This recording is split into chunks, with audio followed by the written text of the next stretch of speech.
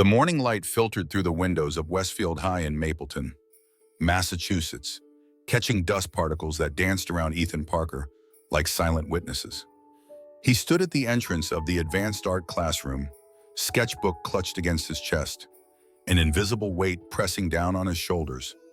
The room buzzed with first-day chatter, but fell strangely quiet as he entered. 3 weeks after moving from Boston, Ethan still carried the air of an outsider, the new kid, the artist, the one who didn't try to hide who he was. His eyes found his assigned seat, but someone else already occupied it.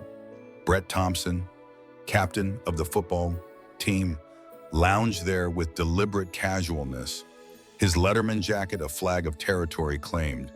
The smirk on Brett's face wasn't just cruel, it was calculated. His friends formed a barrier of snickering support around him. "This seat isn't for people like you," Brett announced, loud enough for everyone to hear. His foot deliberately smudged a charcoal sketch that had fallen from Ethan's portfolio. "This school has standards." Ethan didn't flinch. After what he'd endured at his previous school, these words were just echoes of old wounds. He'd promised himself he wouldn't run anymore.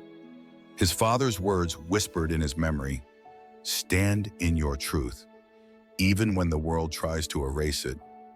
Across the room, Jamie Rodriguez caught Ethan's eye and offered a silent nod of support. In the corner, Miss Wilson, the art teacher, watched with hesitation etched into her features, her own memories of silence resurfacing. Ethan took a measured breath and stepped forward. "That's my assigned seat." His voice emerged steady, surprising even himself. "And that drawing you're stepping on took me 12 hours. Brett's smirk deepened. 12 hours drawing what? Rainbows and unicorns. He picked up the sketch, a powerful charcoal piece depicting hands breaking free from chains. "Oh, look, guys, it's art," he mocked, making air quotes, just like those gay pride posters you think no one's seen online. The room grew tenser as Ethan set his backpack down with deliberate calm. He wasn't going to be erased again. Not here, not today. What happened next would ripple through Westfield High like a stone thrown into still water, changing patterns that had remained undisturbed for years.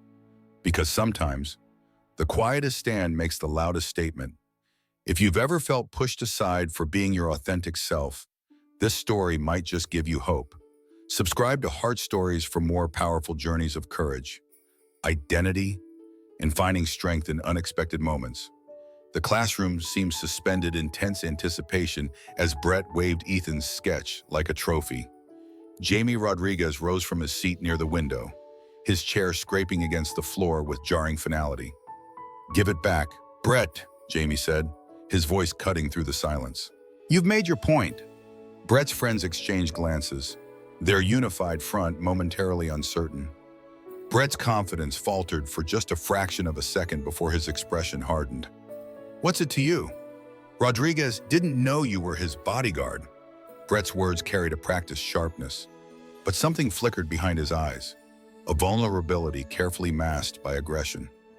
Ethan stood his ground, neither retreating nor escalating. His calm wasn't born from fear, but from something deeper, a hard-won self-assurance forged through previous battles. "This isn't about the drawing," he said quietly. "We both know that." The truth of those words hung in the air. Miss Wilson finally stepped forward, her hesitation giving way to resolve. She'd remained silent through too many similar moments in her own life. "Brett, that's enough," she said, her voice carrying unexpected authority. "Return Ethan's artwork and move to your assigned seat." Brett's jaw tightened. "My dad says people like him are pushing their agenda on the rest of us. That's why he's running for town council, to protect traditional values." The rehearsed nature of these words was evident, as if Brett was reciting rather than thinking. "And what do you think?" Ethan asked, his question catching Brett off guard. The question seemed to pierce something in Brett. For a moment, genuine confusion crossed his features before the mask of bravado slipped back into place. "I think this is my seat now," he said, but the conviction in his voice had diminished. Jamie moved closer, standing beside Ethan in silent solidarity. Other students began shifting in their seats, the classroom dividing into silent factions. Those who stared at their desks, unwilling to engage, and those whose eyes held newfound respect for Ethan's composure. Brett tore a corner of the sketch before tossing it toward Ethan. The deliberate act of destruction revealed more about Brett's inner turmoil than any words could. "Oops," he said with hollow triumph. "Miss..." Wilson stepped between them, her own hands trembling slightly. "Brett Thompson, to the hall, now!" Years of remaining invisible had taught her the cost of silence, and something in Ethan's quiet dignity had awakened her own buried courage. Brett's resistance was building towards something volatile when the classroom door swung open with decisive force. The sudden silence that followed was deafening. In moments of conflict, it's often not the loudest voice that changes the dynamic, but the unexpected presence that shifts the balance of power. The art of standing firm without breaking. This was Ethan's true masterpiece, more powerful than any drawing Brett could destroy. Principal Williams stood in the doorway, his imposing figure casting a long shadow across the classroom floor. His gaze swept over the frozen tableau, Brett still in Ethan's seat, the torn sketch on the floor. "Miss..." Wilson and Jamie flanking Ethan in a protective formation. "What's happening here?" Principal Williams asked, his voice calm but carrying undeniable authority. The question hung in the air, inviting explanation rather than excuse. Brett straightened in his chair, confidence returning at the sight of authority. "Just a misunderstanding about seating, sir." The new kid got confused. Principal Williams stepped fully into the room, closing the door behind him. The sounds seemed to seal them all into this moment of reckoning. "Is that accurate, Mr. Parker?" he asked, turning to Ethan. Ethan met his gaze steadily. "No, sir, that's my assigned seat. Brett took it deliberately and damaged my artwork." No accusation colored his tone, just simple, unembellished truth. The principal nodded once, then focused on Brett. "Mr. Thompson, please move to your assigned seat." Brett's smile faltered. "My dad says..." "I'm not asking what your father says." Principal Williams interrupted, his voice firmer now. "I'm telling you to move to your assigned seat." The classroom had become utterly still. Every student watching this unexpected confrontation, Brett's face flushed red, his embarrassment quickly transforming into defiance. "My father is running for town council. He'll be interested to hear how this school is handling things." Principal Williams didn't flinch.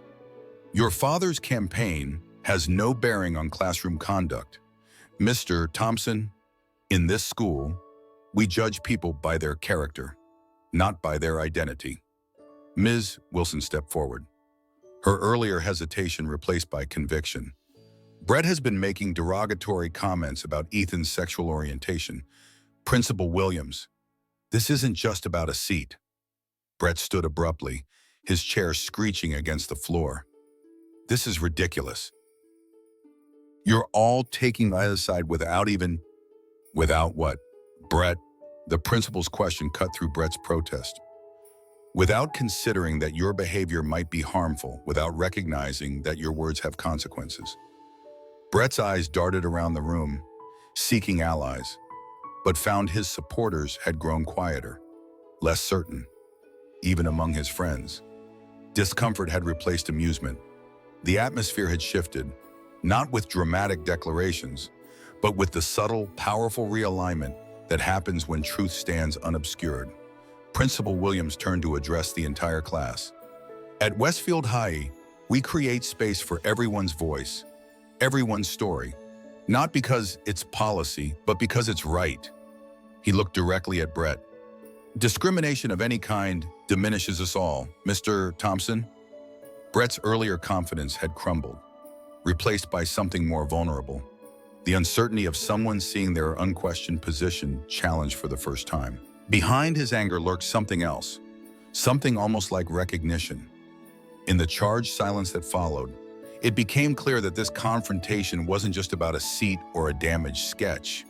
It was about the invisible lines drawn around belonging. And who gets to decide where those lines fall?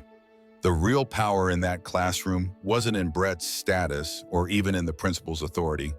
It was in Ethan's refusal to make himself smaller for someone else's comfort. Principal Williams studied Brett for a long moment before speaking again. "There's something else you should know, Brett Thompson." His voice was measured, deliberately calm. "The art program you seem so dismissive of received its largest funding grant last year through the Parker Foundation for Arts and Social Justice." Brett's expression shifted from defiance to confusion. The principal continued, "Ethan's father, Thomas Parker, is not just a prominent civil rights attorney. He's also one of this school's most significant benefactors." A ripple of whispers moved through the classroom. Ethan's gaze remained steady, neither triumphant nor embarrassed by this revelation. His identity had never been a secret, but neither had it been something he used as currency. "The Parker name means something in Massachusetts, Brett Thompson," Principal Williams said.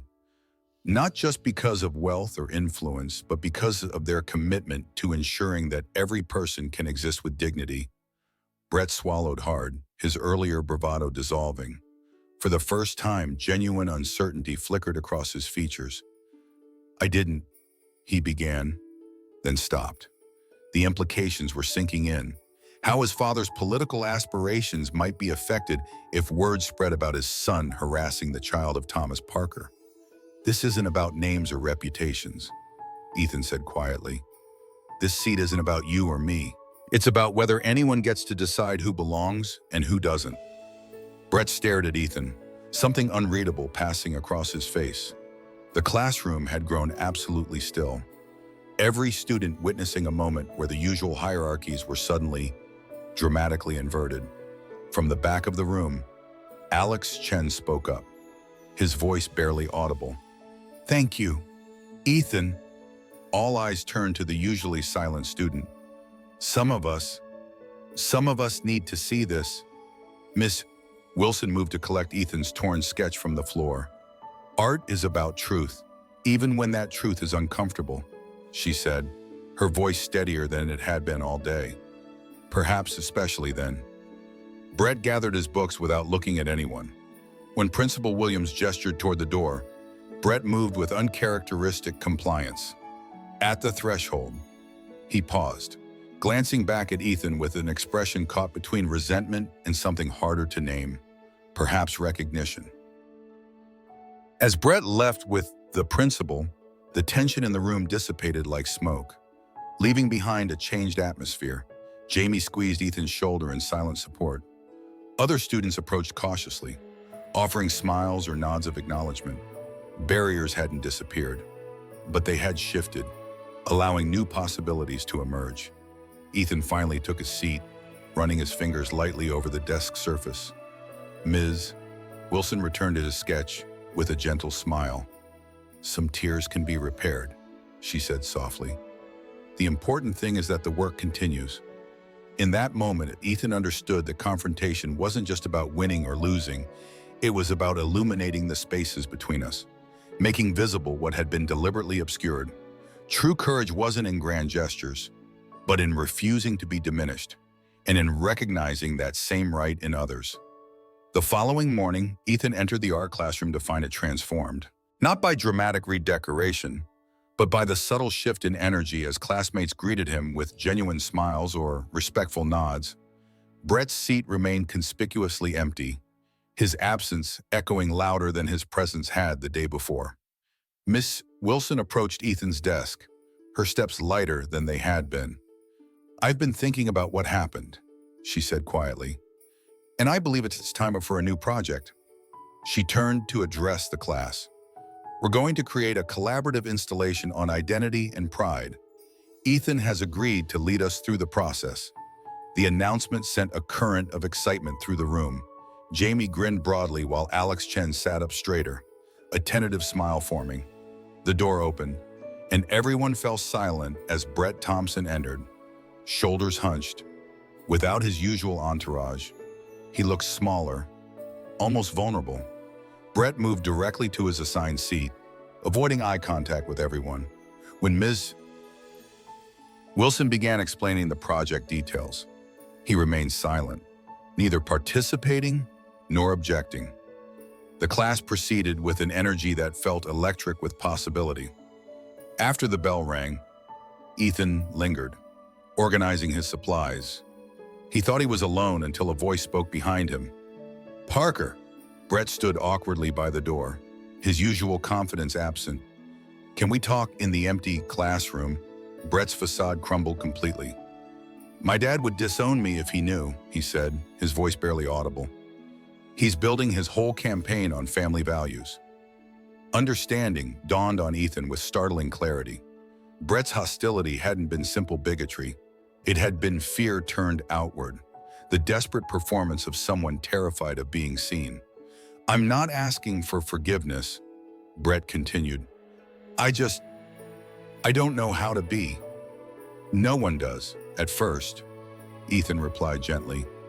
"That's why we need community." 2 weeks later, Westfield High witnessed another transformation as the LGBTQ Alliance held its inaugural meeting. Ms. Wilson served as faculty advisor, her newfound voice steady and clear. Ethan stood at the front, welcoming everyone who entered, including Alex Chen, who finally felt safe enough to share his struggles with gender identity. The last person to arrive slipped in quietly, hovering by the door. Brett Thompson, without his letterman jacket, looking simultaneously out of place and desperately in need of belonging. He claimed to be there as an ally, but his eyes held questions he wasn't ready to speak aloud. Principal Williams made a surprise appearance, sharing for the first time about his own child's coming-out journey. "Sometimes," he said, "the bravest thing we can do is create space for others to be brave." Ethan watched this unlikely gathering with quiet amazement.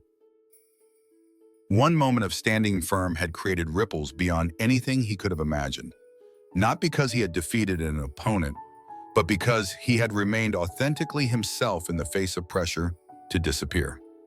Have you ever stumbled up for yourself or someone else when it seemed impossible? How did that moment change you? Share your story in the comments below. And remember to subscribe to Heart Stories for more powerful narratives about finding courage in unexpected places. Because sometimes, the quietest stand makes the loudest statement.